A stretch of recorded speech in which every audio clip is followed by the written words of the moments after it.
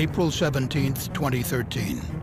An enormous explosion rocked the city of West Texas when 30 tons of fertilizer-grade ammonium nitrate detonated at the West Fertilizer Company.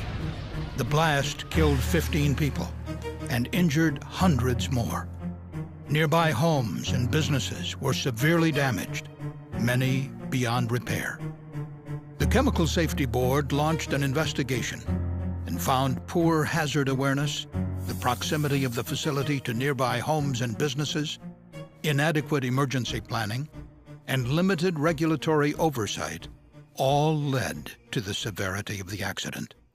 This was one of the most destructive explosions ever investigated by the CSB.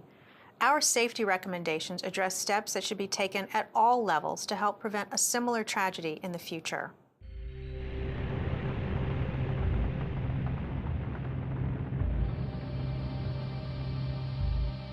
The West Fertilizer Company was a fertilizer retail and distribution facility in West Texas, 80 miles south of Dallas.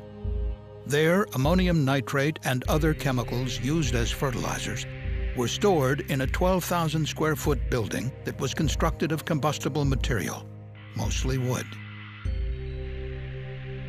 The fertilizer storage building was located close to several houses, an apartment complex, 2 schools, a city park, and a nursing home. Inside the fertilizer building, seeds and other materials were stored in rooms throughout the structure. Various types of dried fertilizer and additives for blending were stored in large bins. There was a stockpile of 40 to 60 tons of ammonium nitrate stored between 2 bins on the night of the incident. The main bin contained about 30 tons. Fertilizer-grade ammonium nitrate is stable under normal conditions, but can violently detonate when exposed to contaminants in a fire. Sometime before 7:30 p.m. on April 17, 2013, a fire started in the fertilizer building. Although there were numerous combustible products inside, the CSB was unable to determine the source of ignition or exactly where in the building the fire began. One of the first responders to the incident was a police officer from the city of West who was on routine patrol near the city park. A young man approached him and pointed to the fertilizer plant. The police officer drove to the north end of the plant and observed orange-red flames coming from the building. He notified dispatch that the fire was structural. The West Volunteer Fire Department soon arrived on the scene with 2 engines, 2 brush trucks, and a water tender truck.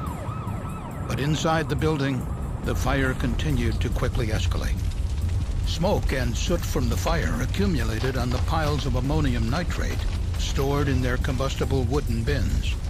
At approximately 7:45 p.m., the character of the fire changed, most likely due to an opening low in the building, possibly when the fire burned through doors to what was known as the seed room.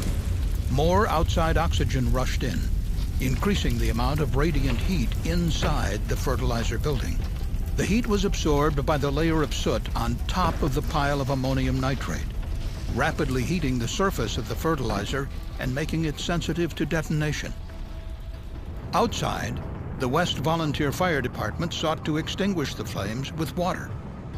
1.5-inch hoses directed water through sliding doors to the seed room.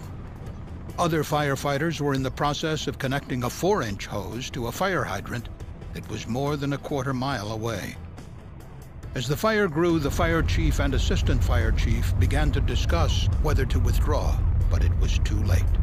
At 7:51 p.m., 20 minutes after the fire was first reported, approximately 30 tons of the stored ammonium nitrate detonated, causing a massive explosion.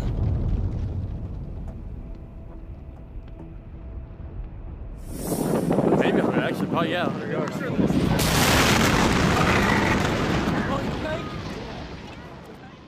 12 emergency responders and 3 members of the public died as a result of the explosion. Over 260 people were injured. West Fertilizer was completely destroyed. More than 150 nearby homes and businesses were damaged, some beyond repair. There was hundreds of millions of dollars of loss in the city of West. The physical destruction we encountered when our team deployed to this accident was overwhelming. And we found it was due to the fact that over the years, there were no zoning restrictions that prevented residences, schools, and businesses from being built so close to our highly hazardous chemical storage facility.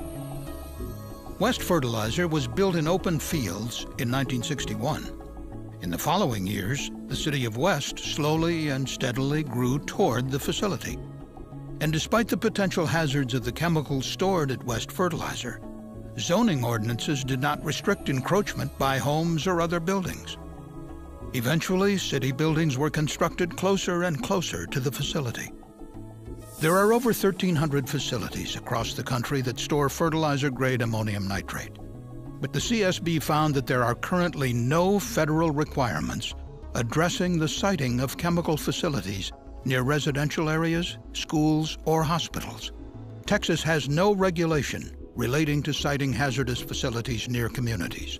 Zoning and hazardous facility siting is addressed on a county or local level, if at all. We found that as the city of West crept closer and closer to the facility, the surrounding community was not made aware of the serious explosion hazard in their midst. And the West Fertilizer Company underestimated the danger of storing fertilizer-grade ammonium nitrate in ordinary combustible structures. The CSB found that this widespread lack of awareness was due to several factors. At the time of the incident, the Occupational Safety and Health Administration, or OSHA, did not include ammonium nitrate on its list of highly hazardous chemicals, toxics, and reactives within the Process Safety Management Standard. Yet characteristics of the chemical should have triggered its inclusion. This meant ammonium nitrate stored at West Fertilizer was not subject to safety management requirements that could have identified and mitigated the explosion hazard. And OSHA's Explosives and Blasting Agents Standard, which does address the safe handling of ammonium nitrate, was not very well known in the fertilizer industry. That was due in part to the fact that OSHA rarely cited violations of this standard at fertilizer facilities. The CSB further determined that the Environmental Protection Agency, or EPA, does not include ammonium nitrate on the list of chemicals covered by its risk management program. As a result, the West Fertilizer Company was not required to conduct hazard reviews or to analyze the possible consequences of an explosion to surrounding neighborhoods. The CSB believes that OSHA and the EPA should strengthen their regulations to protect the public from hazards posed by fertilizer-grade ammonium nitrate. In its final report, the CSB recommended that OSHA add fertilizer-grade ammonium nitrate to the Process Safety Management list of highly hazardous chemicals, toxics, and reactives, or update the Explosives and Blasting Agents Standard to ensure safer handling of the chemical. And in the interim, the CSB recommended that OSHA issue a regional emphasis program to enforce existing requirements for ammonium nitrate in regions where facilities similar to West Fertilizer are common. And the CSB recommended that the EPA revise its risk management program rule to include fertilizer-grade ammonium nitrate on its list of regulated substances.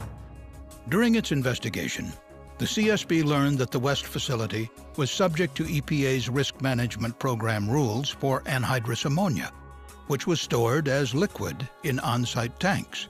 Company employees and emergency responders demonstrated a far greater awareness of the hazards of anhydrous ammonia than those of ammonium nitrate. Members of the West Volunteer Fire Department were well aware that anhydrous ammonia could potentially take the form of a toxic cloud, able to drift into nearby homes. But the firefighters did not anticipate the potential for an explosion of the fertilizer-grade ammonium nitrate. The CSB also learned that the West Volunteer Fire Department was not required to perform pre-incident planning for an ammonium nitrate-related emergency. This planning would have enabled them to determine the hazards of all of the materials on site and may have helped them develop a strategy for responding to an ammonium nitrate fire, including allowing the fertilizer building to burn to the ground if doing so would protect lives. Without knowledge of the explosion hazards posed by ammonium nitrate and a plan for how to respond to a fire involving the chemical, the emergency responders at West simply did not have enough time to critically assess the situation before the explosion occurred. The CSB investigation revealed that there are no standard hazardous materials training requirements across the nation for volunteer firefighters. And in Texas, volunteer firefighters are not required to receive even a minimum level of training on responding to fires involving hazardous chemicals.